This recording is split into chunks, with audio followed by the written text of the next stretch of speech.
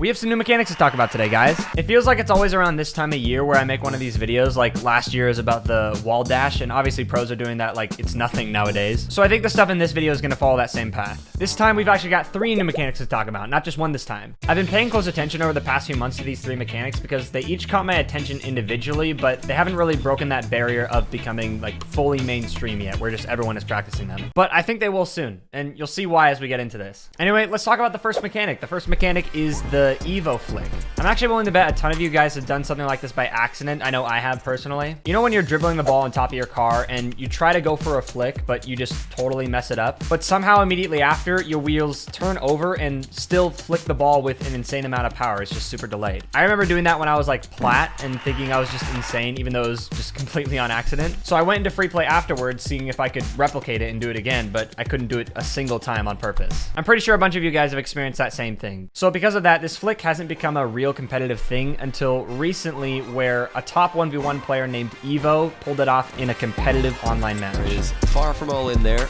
Takes yet another challenge. Evo goes really high with this flick ball with the underside of the car. Here he goes for it again, and he's got better shots of it. It's in. Let's see if he can make it 5. With that same shot you missed earlier on, this time he gets it.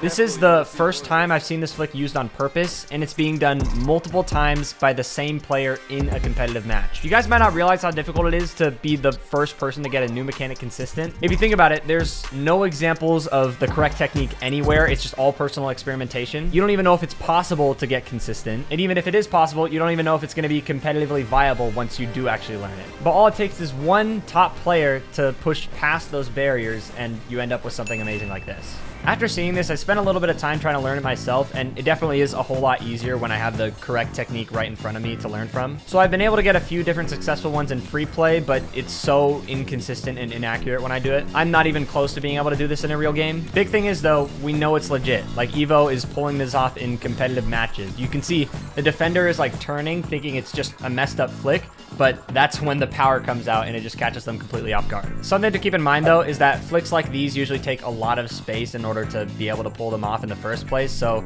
it might not become a thing in RLCS, at least not for a long time, but in 2v2 and 1v1 I can totally imagine this becoming more common. The next mechanic that's come up recently is the landing wave dash. For those that have been involved in Rocket League for a while, you might have heard about this. Halfway Dead or Rocket Science made a video about it over a year ago, I think. It's an amazing video. I definitely recommend checking it out if you want. But since he made that video back in April of 2021, it's kind of been forgotten. But recently, it's actually come into conversation again because of one top player that has been using this at the high level. The basic idea is actually really simple. A lot of you could probably do this in free play if you wanted. You just single jump and lean forward so your front wheels are going to land like this, and then you time an empty jump so you're not pointing the left stick in any direction. It's just an empty jump. You time it so all of your wheels are on the ground at the same time, but the suspension of the back wheels is still extended. If you time it properly, your front wheels will kick up like that as your back wheels stick to the ground. And this of course puts you in a perfect position where you can wave dash. Using this simple principle, you can get wave dashes from positions that would otherwise be impossible, giving you just the speed boost you need to edge out your opponent in some scenarios. About those 12 boosts. Oh my goodness, look at this wave dash. This is insane. This is insane. Absolutely is what I was going to say. Because this shot is not possible without that wave dash. That is the perfect example of what that wave dash can do for you.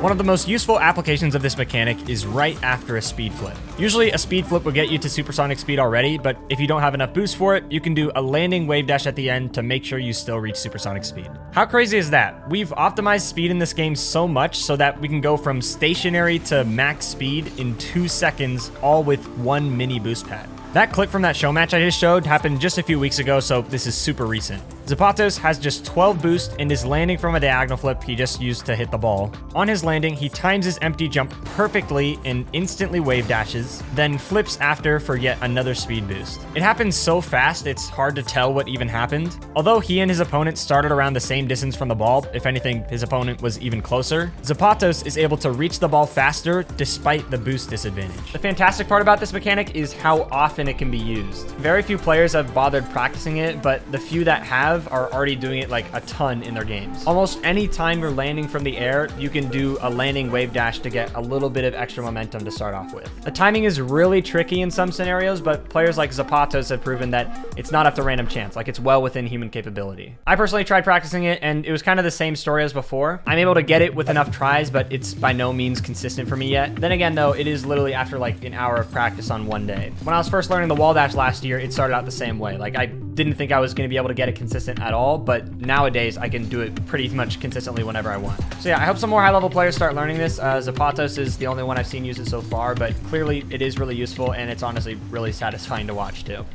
The last mechanic is definitely the most fascinating to me. It's incredible because it's less of a new mechanic and more of a level of mastery that I literally never thought we would ever see in this game. I'm gonna do my best to explain how this is done, but there's a solid chance I could just be completely wrong. This is an average 45 flick from top 1v1 player CRR. Time before release, 516 milliseconds. Exit velocity, 103 kilometers per hour. This is the already high baseline for flicks that we've come to expect from professionals. It's really fast and really consistent, but it doesn't even come close to this. This is an average 45 flick from top 1v1 player Moxie. Time before release, 330 milliseconds. Exit velocity, 108 kilometers per hour. If both of these flicks were from the same distance on net, while the first already powerful flick would be starting to approach your goal line, Moxie's has already exploded in the back of your net. Usually, any solid flick from a normal situation can be saved if the defender shadows properly. But against Moxie, opponents have to completely change their defensive strategy. She'll play there for Moxie. Again, very composed, even though he's having a read where Jack isn't. Let's loose once again. And Jack, I think, says it best. What on earth are your flicks, he says. They have played not long ago, and it's going to be a nasty flick from Moxie. Moxie's flicks, man. These are something else. We've gotten a little bit used to them. You know, I don't pop off every single time he does it anymore, but look at this shot. It's so quick. Well, I think you're going to have the best time. That was a really nasty flick by Moxie. His setup is so quick. This is insane. This 1v1 player Moxie has mastered flicks to an extent that no one else could possibly compare to. And what's interesting about it is he doesn't seem to have a much different technique than everyone else. Like, it looks exactly like a normal 45 flick, but when Moxie does it, it's just launching out of nowhere. Let's take a closer look. There's two main differences I could find with how Moxie flicks versus other pros. First one is his air roll. When comparing him to other professional players, he air rolls slightly more than anyone else I see. In a lot of his flicks, his car is almost sideways by the time he launches it. This allows for more of a forward launch rather than an arc because his car is more behind the ball instead of underneath. But it doesn't quite explain where the power itself comes from, which leads me to the second part.